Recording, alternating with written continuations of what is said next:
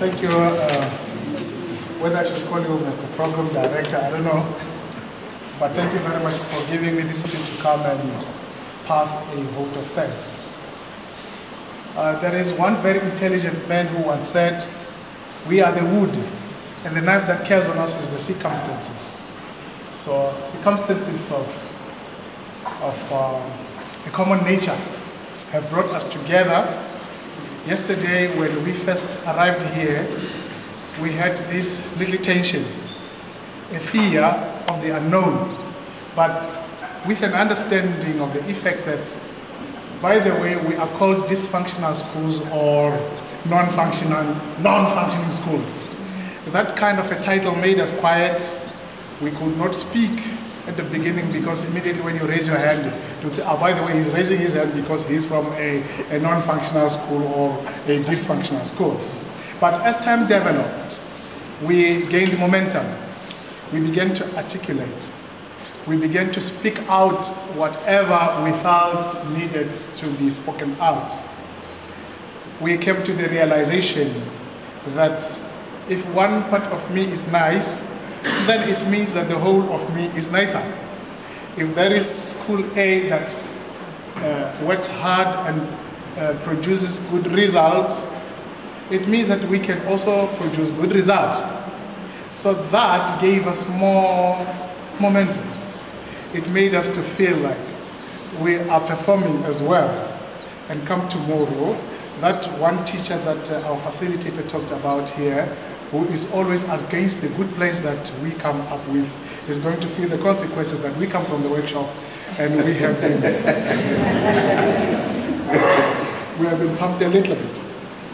Thanks to the Department of Education that identified a man of Dr.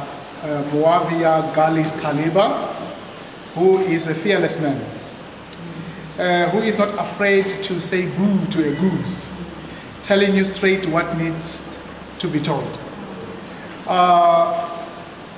He is a very experienced man, very articulate, and intellectual, who seems to know all the answers. And when we were saying whatever we were saying, using all the kind of defense mechanism that we had at our disposal to defend ourselves, why we are not performing, he always had good answers for all the petty little idiosyncrasies that we came up with, and then he would turn it around and bring it to us, that you are responsible for whatever goes wrong at your school. So because of that, thanks to you, Doctor, we know that the experience that you have, you did not just achieve overnight, but it is an experience that you achieved with time, with working with people of different calibers and working from different offices. So it groomed you and made you this very intellectual that you are today, who seems to have all the answers to the problems that we have.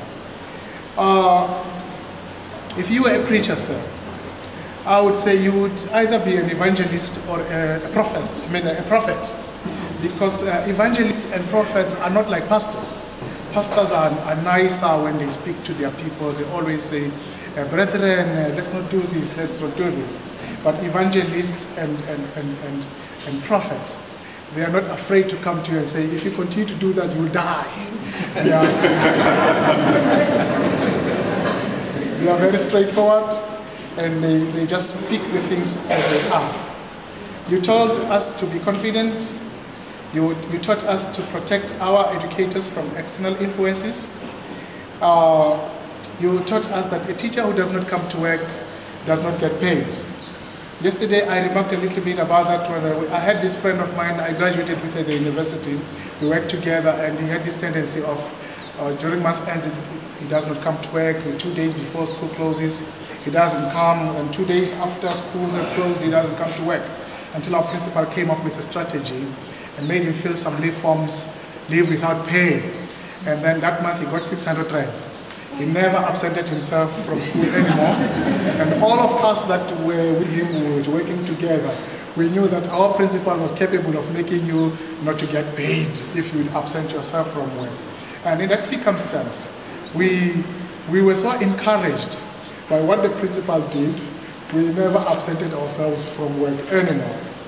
You told us to be bold, not to fear that educator, that one educator who is always against what we are saying, not to be afraid of the union that represents us on certain very serious labor issues, but when it comes to work issues, that we need to be bold and come straight at them and tell them what work requires and what needs to be done, and to manage, to stop external influences. You talked about the conditions of toilets that are related to the dysfunctionality and the functionality of the school. Come tomorrow morning, say we are going to clean them. You challenged us to have passion and to develop a caring attitude.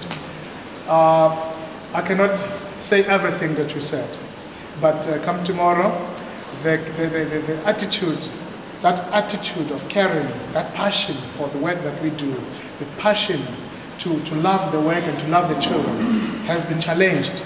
And we are going back to our schools to come and do justice to the areas that you touched as related to the dysfunctionality of our schools.